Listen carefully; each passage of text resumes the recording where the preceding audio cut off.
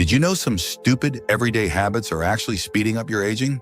The truth is, many habits that once kept us productive or secure can quietly harm our health, clarity, and independence as we age. But no one talks about them.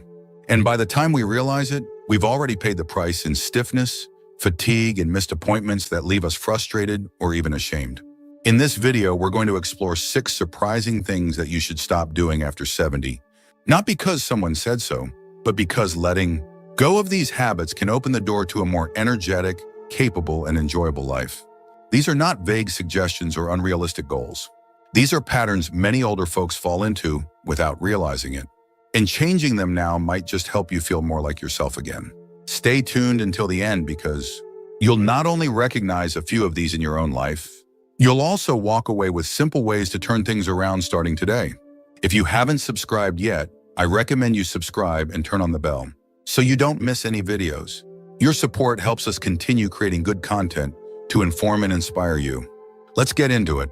Number 1, avoiding strength-based movement. One of the biggest mistakes people make after 70 is assuming it's safer to slow down and do less. It sounds reasonable. Your joints might ache more than they used to. Your balance may not feel quite the same. And the thought of lifting anything heavier than a grocery bag might feel intimidating. So, many older adults stop using their muscles altogether, thinking that rest equals protection. But in reality, avoiding strength-based movement is one of the fastest ways to lose independence, mobility, and the ability to live life on your own terms. Muscle doesn't just keep you strong, it keeps you alive. After 70, muscle loss, also known as sarcopenia, begins to accelerate unless we actively work to preserve it. This isn't about lifting heavy weights at the gym or training like a bodybuilder. It's about keeping the muscles you already have engaged. Even small amounts of resistance, like bodyweight exercises, light dumbbells, or resistance bands can make a huge difference. The key is consistency and intention. Every step you take, every time you stand up without assistance, every time you carry a bag or reach for something on a shelf, your muscles are the reason you can do it. Let me tell you about George. He's 82 and used to avoid most physical activity after a minor fall. A few years ago, he was afraid to push himself, afraid of getting hurt again. So he stuck to the recliner, the short walks, the familiar routines. But after a visit to a physical therapist, he learned that inactivity was doing more damage than movement ever could. He started with 5-minute strength routines, nothing fancy. Just standing from a chair without using his hands, lifting soup cans and practicing balance by standing on one leg near the kitchen counter. Within 2 months, his legs felt steadier and his confidence started to return. There's something powerful that happens when you use your body with purpose. It's not just about mobility, it's about dignity.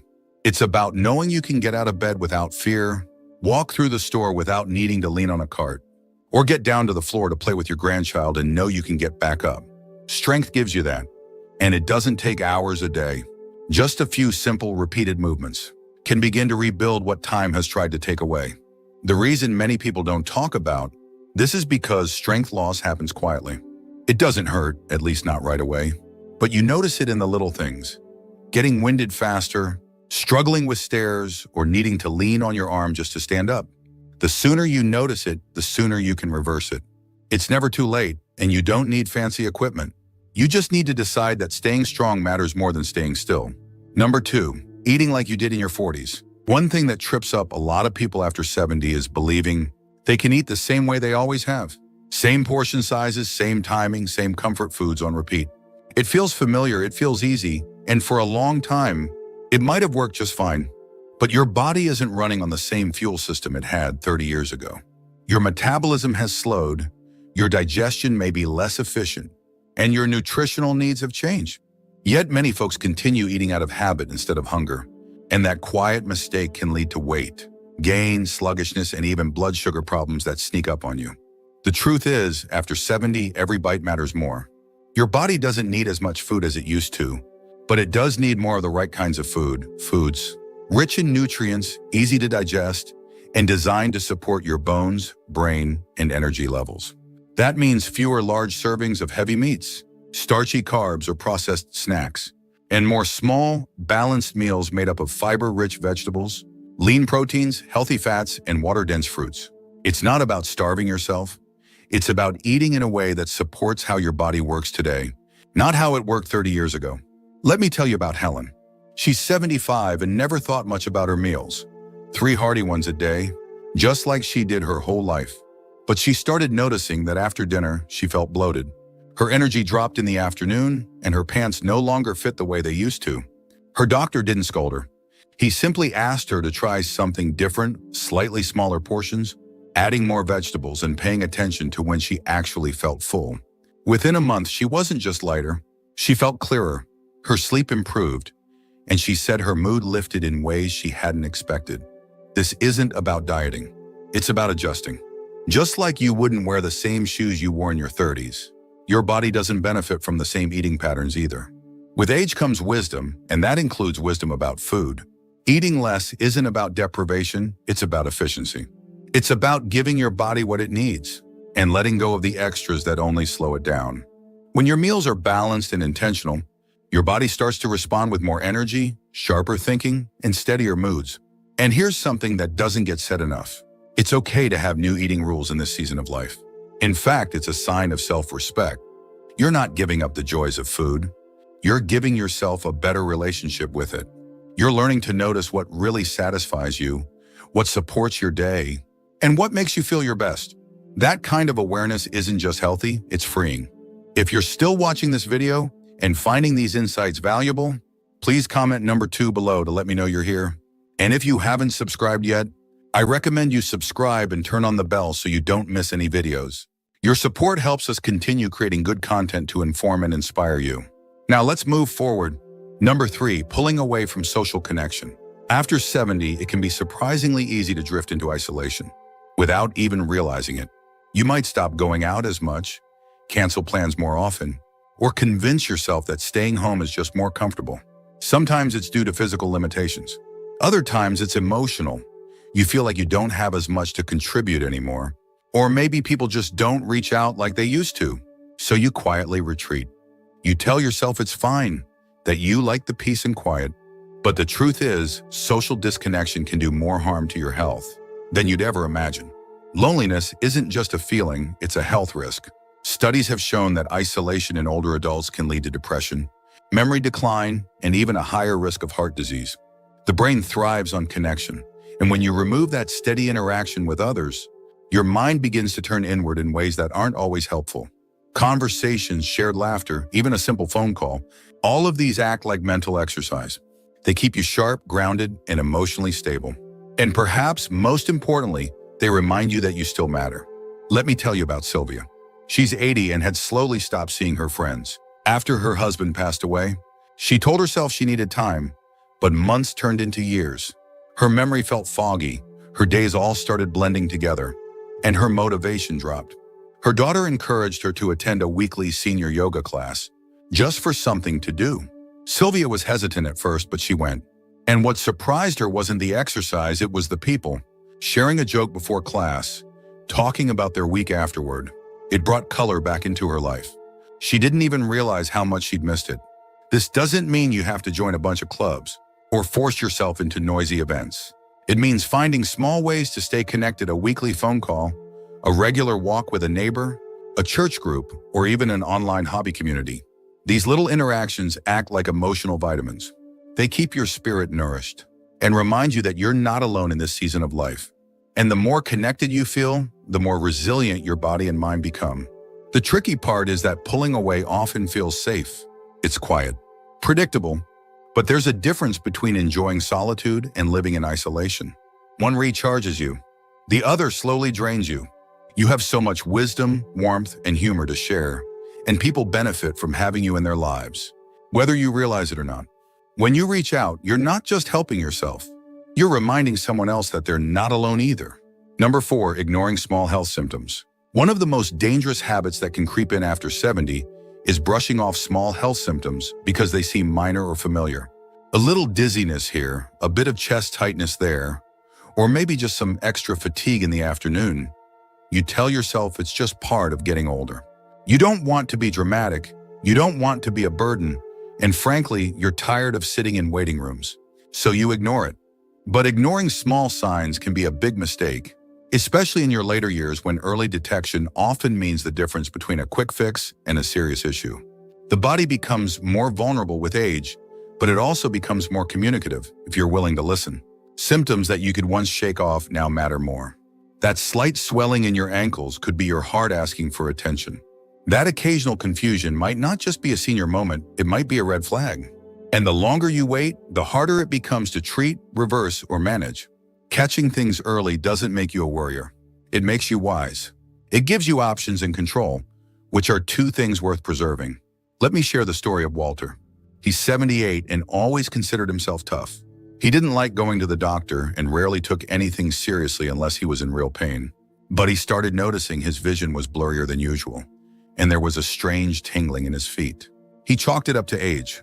It wasn't until his daughter insisted that he get it checked out that he learned he had early-stage diabetes.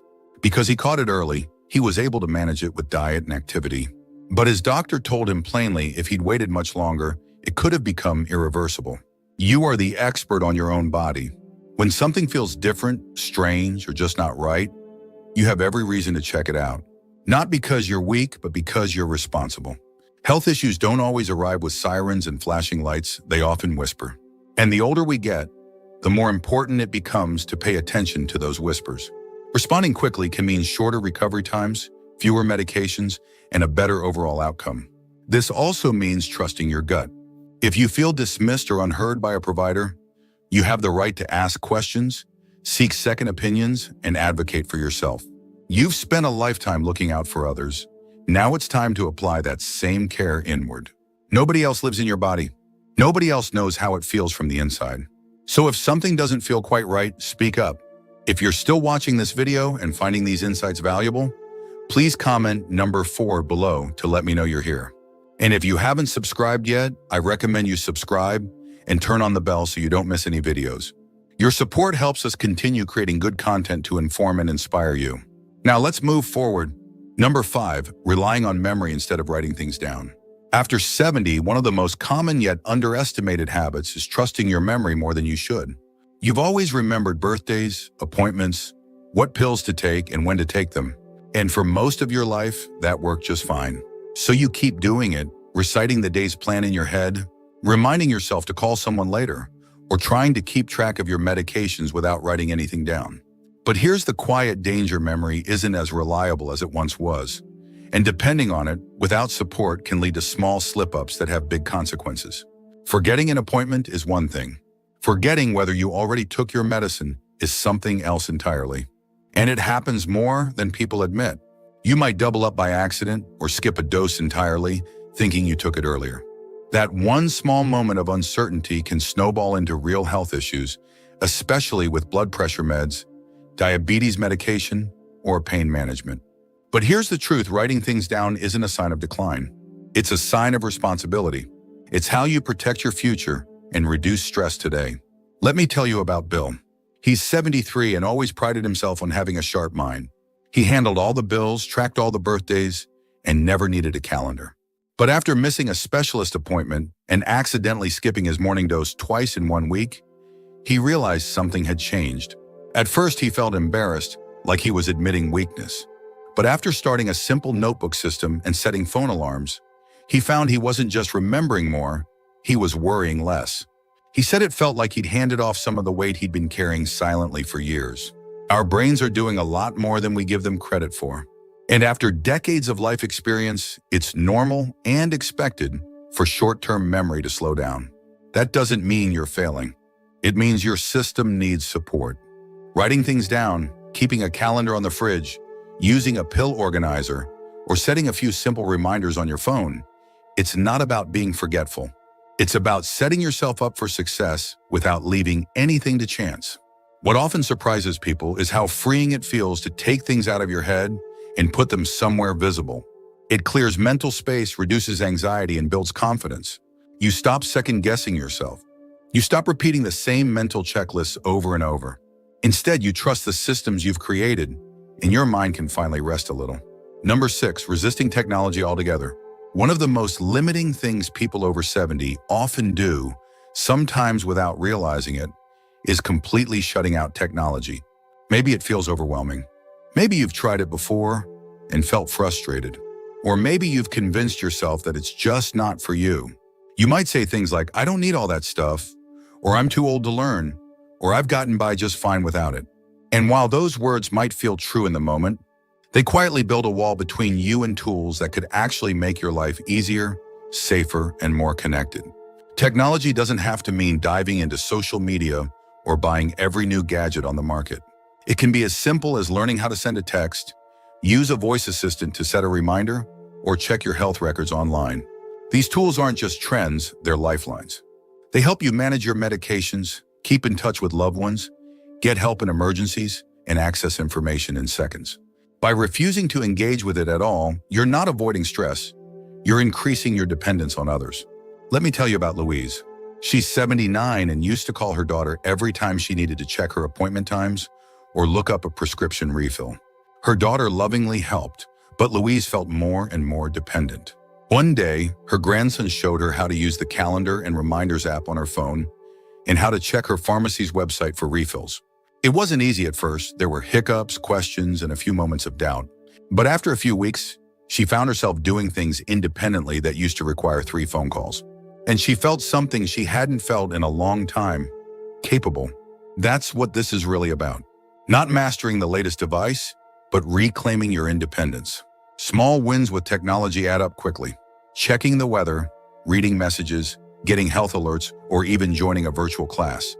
These little actions remind you that you can adapt. You can grow, and you can stay connected to the world around you. You don't need to be a tech expert.